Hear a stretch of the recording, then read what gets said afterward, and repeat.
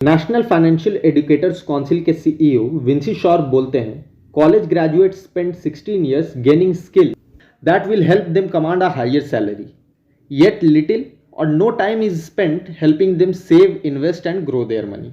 इनका मानना है कि एज अ स्टूडेंट हम बहुत ज़्यादा नॉलेज गेन करते हैं पैसा कमाने के लिए, मगर फिर भी हमें अपने पैसों को ग्रो करने की नॉलेज नहीं होती है। फॉर एग्जाम्पल, ये है सुशील कुमार जो कि बिहार से हैं। इन्होंने कौन बनेगा करोड़पति के 5th सीजन में 5 करोड़ जीता था। इतना सारा पैसा होने के बावजूद ये बैंकरप्ट हो गए और इन्हें वापस अपनी गरीबी वाली ज़िंदगी को जीना पड़ रहा है। ये इतने पढ़े लिखे हैं, साथ ही साथ इनके पास इतना सारा पैसा था, फिर भी ये गरीब कैसे हो गए? इसका आंसर है, इन्हें फाइनेंशियल नॉलेज नहीं थी। इन्हें अपने पैसों को सही से यूज़ करना नहीं आता था, जिसके कारण वो धीरे धीरे गरीब बनते चले गए। दोस्तों, इंडिया में हमारा एजुकेशन सिस्टम इस वे में डिज़ाइंड है कि हमें बचपन से बिजनेस, फाइनेंस एंड इन्वेस्टिंग नहीं सिखाई जाती है, जिसके कारण हम बड़े होकर इन सब सब्जेक्ट्स में कमज़ोर रह जाते हैं। तो आप अगर अपने फाइनेंशियल नॉलेज को इंप्रूव करना चाहते हो और जानना चाहते हो कि ऐसे कौन से हैबिट्स हैं जिसे प्रैक्टिस करके ज़्यादा पैसे कमाए जा सकते हैं, तो इस वीडियो को एंड तक देखते रहिए, क्योंकि आज हम इस वीडियो में जानने वाले हैं वो सीक्रेट्स जो बेबीलोन के रिचेस्ट मैन ने बताया था, जिस सीक्रेट को यूज़ करके बेबीलोन दुनिया की सबसे रिचेस्ट सिटी बन गई। तो जल्दी से वीडियो को लाइक कर दें और चैनल पे नए हो तो सब्सक्राइब बटन पे क्लिक करके बेल आइकन को प्रेस करें। दोस्तों, आज से 5000 साल पहले एक शहर था जिसका नाम था बेबीलोन। बेबीलोन ह्यूमन हिस्ट्री का सबसे अमीर शहर था, क्योंकि वहाँ के लोग बहुत अमीर थे। बेबीलोन के सबसे अमीर इंसान का नाम था अरकद। वो अपनी संपत्ति के लिए चारों ओर मशहूर था। वो इतना अमीर था कि खूब सारा खर्चा, आलीशान जिंदगी और बहुत सारा दान देने के बावजूद उसका पैसा दिन ब दिन बढ़ते ही जाता था। एक दिन उसके बचपन के दोस्त उससे मिलने आए और बोले, अरकद, तुम बहुत लकी हो, तुम्हारे पास इतना पैसा है, तुम अच्छा खाना खाते हो, आलीशान महल में रहते हो, महंगे कपड़े और जेवर पहनते हो, जबकि हम सादा कपड़ा और सादे खाने से ज़्यादा सोच भी नहीं पाते हैं। पर एक टाइम था अरकद, जब हम एक जैसे ही थे, एक ही स्कूल में पढ़ते थे, एक ही गेम खेलते थे। तब तुम हमसे बेहतर नहीं थे और ना ही तुम में कोई एक्स्ट्रा हुनर था। हमने मेहनत भी सेम ही करी थी। फिर बताओ अरकत, तुमने ऐसा क्या किया कि तुम इतने अमीर बन गए? अरकत बहुत ही हम्बल इंसान था। उसने कहा, ठीक है मेरे दोस्तों, तुम लोग चिंता मत करो, मैं तुम्हें वो नियम बताऊंगा जिसका यूज़ करके मैं इतना अमीर बन गया और जिसे आज भी यूज़ करके मेरी दौलत दिन ब दिन बढ़ती जाती है। हाँ, ये बात सच है कि मैं बहुत गरीब घर में पैदा हुआ, पर जब भी मैं किसी कीमती चीज़ को देखता था तो मेरे मन में उसे पाने की इच्छा जाग उठती थी, मगर बिना पैसों के वो पॉसिबल नहीं था। तभी से मैंने ये ठान लिया कि कुछ भी हो जाए, मैं बहुत सारा पैसा कमाऊंगा और अमीर बन कर दिखाऊंगा। मैंने अपने काम की शुरुआत पत्थरों पे टैबलेट्स बनाने से की, मगर मैं वहाँ बस इतना ही कमा पाता था कि मैं 2 वक्त की रोटी खा सकूं।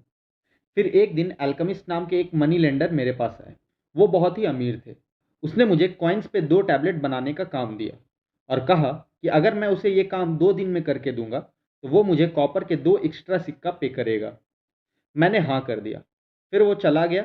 मैंने बहुत मेहनत से काम किया, मगर जब 2 दिन बाद वो लौटा तो मेरा काम पूरा नहीं हुआ था। ये देखकर वो बहुत गुस्सा हुआ। मैंने बहुत ही हिम्मत के साथ उसे बोला, अल्केमिस्ट, तुम बहुत अमीर इंसान हो, मुझे भी बताइए कि मैं कैसे अमीर बन सकता हूँ, और मैं ये वादा करता हूँ कि कल मैं आपका काम पूरा कर दूंगा और मैं इसके बदले आपसे पैसा भी नहीं लूँगा। अल्केमिस्ट हंसने लगे और कहा, मुझे तुम्हारी हिम्मत पसंद आई, तुम मेरा काम करके दो, फिर मैं तुम्हें अमीर बनने का राज बता दूंगा। और वो चले गए। मैंने रात भर जागकर उनकी काम को पूरा कर दिया। दूसरे दिन मैंने उन्हें वो टैबलेट्स दे दिए। फिर उन्होंने बोला, अरकद, मुझे अमीर बनने का सीक्रेट तब मिल गया जब मैंने ये डिसाइड किया कि मैं अपनी कमाई का एक हिस्सा खुद को दूंगा। मैंने सोचते हुए पूछा, बस यही? उन्होंने मुस्कुराते हुए कहा, बस यही ने एक भेड़ चराने वाले आदमी को मनी लेंडर बना दिया, जो आज तुम्हारे सामने खड़ा है। मुझे ये सुनकर बहुत अजीब लगा। मैंने कहा कि ये आप क्या कह रहे हैं? जितना भी हम कमाते हैं वो सब हमारा ही तो है। तो अल्केमिस्ट ने कहा, अच्छा, जब भी तुम्हारे पास पैसा आता है तो तुम उससे खाना नहीं खरीद लेते, अपने लिए कपड़े नहीं खरीदते, क्या तुम सैंडल बनाने वाले को उसके पैसे नहीं देते? तो बताओ अरकत, ये पैसा तुम्हारा कैसे हुआ? ये पैसा तुम्हारा तब होगा जब तुम इन्हें अपने लिए बचा कर रखोगे। याद रखो अरकत, तुम्हारा हर एक गोल्ड का सिक्का जो तुम अपने लिए बचाते हो, वो तुम्हारे लिए दूसरे कॉपर के सिक्के कमा कर देगा। अगर तुम्हें अमीर बनना है तो तुम अपनी सेविंग्स से कमाना सीखो और उसकी कमाई से भी कमाना सीखो। अर्कद, वेल्थ एक बीज की तरह होती है। अपनी सेविंग से तुम उस बीज को ग्रो कर सकते हो और फिर एक दिन वो बीज पेड़ बन जाएगा। फिर तुम उस पेड़ की छाया में आराम कर पाओगे। तो हर रोज कोशिश करो कि तुम अपनी कमाई का कम से कम 10% अपने लिए बचा कर रखो। ये बात बताकर मैं तुम्हें तुम्हारे काम के बदले 1000 गुना ज़्यादा देकर जा रहा हूँ। उसके बाद अल्केमिस्ट वहाँ से चले गए।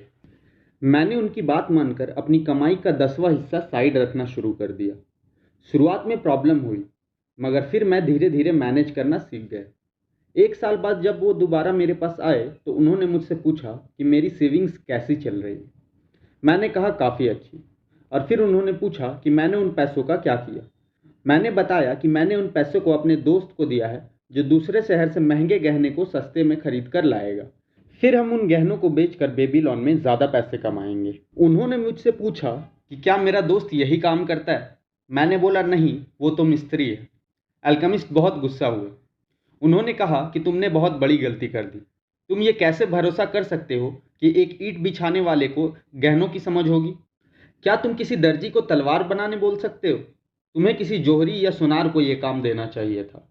ये बोलकर वो चले गए। अल्केमिस्ट की बात सही निकली। मेरा दोस्त उन पैसों से नकली गहने लेकर आया था और हमारा पैसा डूब गया।